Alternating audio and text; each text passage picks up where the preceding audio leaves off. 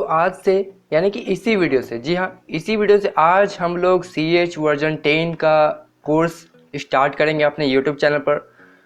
जैसे कि अभी आप यहाँ पर देखते हैं CH version 10 certified ethical hacker, इसका फुल फॉर्म होता है सर्टिफाइड इथिकल हैकर। तो ये हमारा फर्स्ट वीडियो होगा CH वर्जन 10 का, और आई थिंक मैं अपने पूरे तरीके से कोशिश करूँगा रेगुलर वीडियोज अपलोड करने की CH वर्जन 10 की।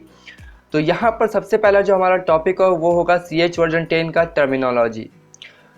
टर्मिनोलॉजी स्टार्ट करने से पहले, hello guys, this is Kumar Atul Jaiswal and you are watching our YouTube channel. Welcome to our another episode.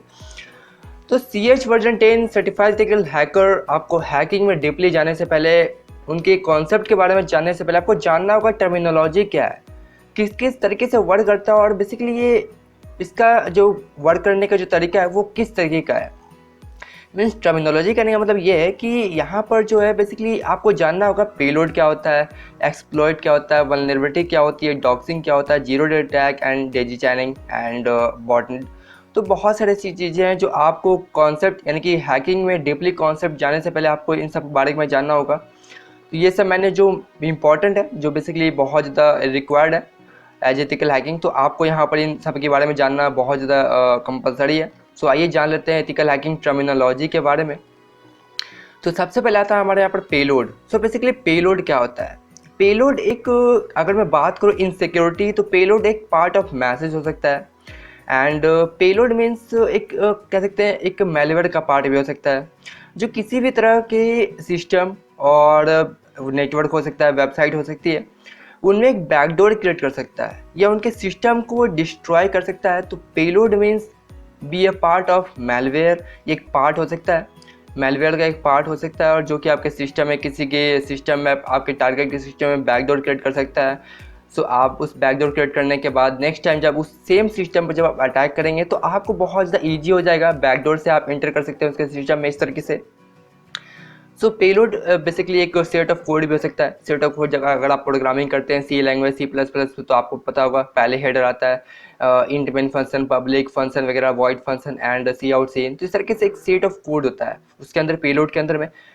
एक और एग्जांपल है guys, Meta exploit. Meta exploit आप लोगों ने कहीं ना कहीं यूज करा होगा। मेटा एक्सप्लॉइट क्या होता है आपको पता होगा। मेटा एक्सप्लॉइट में हम लोग बहुत सारे अलग अलग पेलोड बनाते हैं, एंड्रॉयड के लिए, विंडोज़ के लिए, लिनक्स के लिए, मैक ओएस, iOS, इस तरीके से। तो पेलोड बहुत ज़्यादा कह सकते हैं मेटा एक्सप्लॉइट के थ्रू आप लोगों ने बनाया होगा कभी ना कभी। तो पेलोड ये होता है, ठीक है। एक्सप्लॉइट, एक्सप्लॉइट क्या होता है? किसी भी सिस्टम के सिक्योरिटी में डेटा ब्रीच करने के लिए, या वल्नरेबिलिटी फाइंड करने के लिए, या जीरो डे अटैक करने के लिए। बेसिकली जीरो डे अटैक क्या होता है हम लोग आगे जानेंगे। जीरो डे अटैक करने के लिए एक्सप्लॉइट करते हैं। जैसे कि अगर मैं बात करूँ, कोई वेबसाइट SQL से इन्फेक्टेड है, मीन्स आप उसमें SQL इंजेक्शन कर सकते हैं उसके URL में। इस तरीके से URL होता है, तो आप सिंपल यहाँ पर स्क्रिप्ट टैग का इस्तेमाल करते हैं। जावा स्क्रिप्ट का एक स्क्रिप्ट टैग होता है, उसके अंदर आप अलर्ट कमांड देते हैं, या आपको कुकीज स्टील करना है तो आप एक लाइन ऑफ कोड बनाते हैं एक्सप्लॉइट करने के लिए, उसके सिस्टम को या डेटाबेस को एक्सप्लॉइट करने के लिए, इस तरीके से। तो एक्सप्लॉइट ये कहलाता है, ठीक है।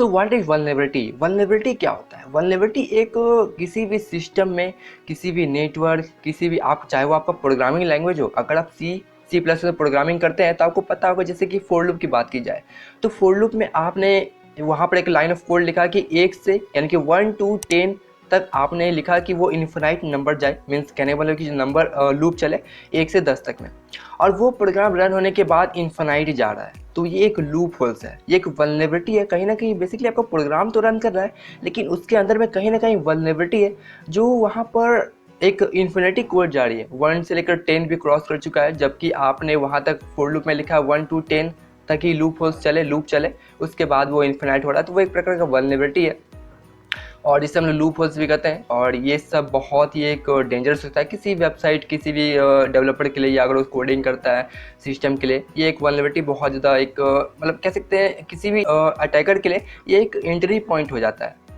एंट्री पॉइंट हो जाता है, वहाँ से वो टारगेट को एक्सेस कर सकता है, रिमोटली एक्सेस कर सकता है उनके सिस्टम को। सो this is called it. Doxing क्या होता है? डॉक्सिंग मीन्स जो भी हमारे पब्लिकली, अगर देखा जाए जो भी पब्लिकली इन्फॉर्मेशन अवेलेबल है एज ए डिजिटल, जैसे कि फेसबुक, व्हाट्सएप, इंस्टाग्राम, जो भी इन्फॉर्मेशन अवेलेबल है, लाइक अगर कोई बात करूँ फेसबुक यूज़र की, वहाँ पर ईमेल अवेलेबल है, तो उस ईमेल का इस्तेमाल करके हम लोग बहुत सारी चीज़ें कर सकते हैं। मीन्स जो भी पब्लिकली अवेलेबल है इंफॉर्मेशन, जो भी इंफॉर्मेशन पब्लिकली अवेलेबल है, हम लोग उसका इस्तेमाल करते हैं किसी भी टारगेट में अटैक करने के लिए। सो दिस इज कॉल्ड डॉक्सिंग, ठीक है।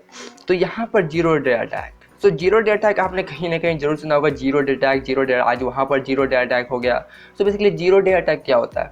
Zero day attack means suppose you have some software and if someone attack that software before it is patch. कहने का मतलब है कि आप एक डेवलपर है और आपने एक सॉफ्टवेयर डिज़ाइन करा, सॉफ्टवेयर में कोडिंग करा, आपने एक सॉफ्टवेयर बनाया और वो सॉफ्टवेयर में कुछ ऐसे बग हैं, वो आपको बाद में पता चला कि उसमें कुछ बग ऐसे हैं और वो बग आपने पैच करने से पहले ही किसी ने अटैक कर दिया। This is called zero day attack. So कोई सॉफ्टवेयर को उस सॉफ्टवेयर में किसी भी तरह के कोड को बग पैच होने से पहले ही कोई उसे अटैक कर दे, so this is called zero day attack, ठीक है। तो यहाँ पर डेजी चैनिंग, सो डेजी चैनिंग क्या होता है? मान लेते हैं आपने एक वेबसाइट लाइक facebook.com में आपने अटैक करा किसी भी इंफॉर्मेशन का इस्तेमाल करके, एंड देन उसके बाद फेसबुक के ऐसे बहुत सारे पेजेस हैं, सब डोमेन है, जैसे कि profile.facebook.com, setting.facebook.com। सो यहाँ पर बहुत सारे फेसबुक में अंदर बहुत सारे पेजेस हैं, बहुत सारे सब डोमेन है। तो यहाँ पर आपने पहला इन्फॉर्मेशन इस्तेमाल करा facebook.com अटैक करने के लिए, एंड उसके बाद सेकंड जो पेज होगा फेसबुक का, आपने सेम इन्फॉर्मेशन के साथ उसके नेक्स्ट पेज में अटैक करा। यानी कि यहाँ पर कहने का मतलब ये है कि आप सेम इन्फॉर्मेशन का इस्तेमाल करते हैं पूरे फेसबुक में अटैक करने के लिए, पूरे XYZ कंपनी में वाट लगाने के लिए। तो आप सेम इन्फॉर्मेशन का जहाँ पर इस्तेमाल करेंगे हर एक बार में स्टेप बाय स्टेप, तो ये कहलाएगा डेजी चैनिंग, ठीक है। सो बॉटनेट एक आज के टाइम में ये बहुत ही ज़्यादा एक हेडेक है, सर का दर्द हो सकता है, कह सकते हैं हम लोग। सो बॉटनेट का मीन्स क्या होता है? बॉटनेट मीन्स यहाँ पर मैं बात करूँ तो रॉबोट हो सकता है बॉटनेट। सो बॉटनेट का एक वर्ड है रॉबर्ट एंड नेटवर्क। सो यहाँ पर क्या होता है, जैसे कि इसका एक एग्जांपल लेते हैं DDoS अटैक या DoS attack, distributed denial of service, ठीक है। तो यहाँ पर डिस्ट्रीब्यूटेड डिनायल ऑफ सर्विस होता क्या है कि जब भी कोई वेबसाइट है तो उस वेबसाइट में इतने सारे अनयूजुअल जो ट्रैफिक वैलिड नहीं करते हैं, वैसे ट्रैफिक को किसी के वेबसाइट में भेज देना और वो वेबसाइट हैंडल नहीं कर पाती है उस ट्रैफिक को, जहाँ पर वो वेबसाइट सर्वर जो है वो वहाँ पर डिस्ट्रॉय हो जाता है, सर्वर बैच जाता है।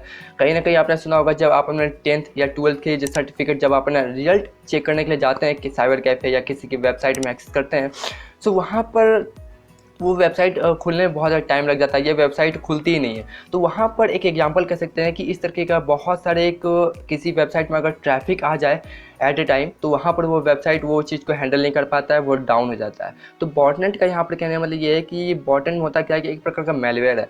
उस मेलवेयर को मैंने क्या किया, उस मेलवेयर का इस्तेमाल करके आपके सिस्टम में वो मेलवेयर को स्प्रेड कर दिया यानी कि फैला दिया आपके सिस्टम में।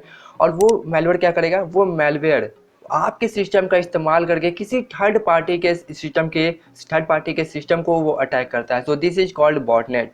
तो यहाँ पर मैंने सिर्फ एक काम किया, पहला आपके सिस्टम में बॉटनेट या मेलवेयर लगा दिया। वो मेलवेयर आपके सिस्टम का इस्तेमाल करके खुद ब खुद वो मेलवेयर आपके सिस्टम का इस्तेमाल करके किसी थर्ड पार्टी के सिस्टम को अटैक करेगा। सो दिस इज कॉल्ड बॉटनेट। तो इसका एक एग्जांपल DDoS अटैक हो सकता है।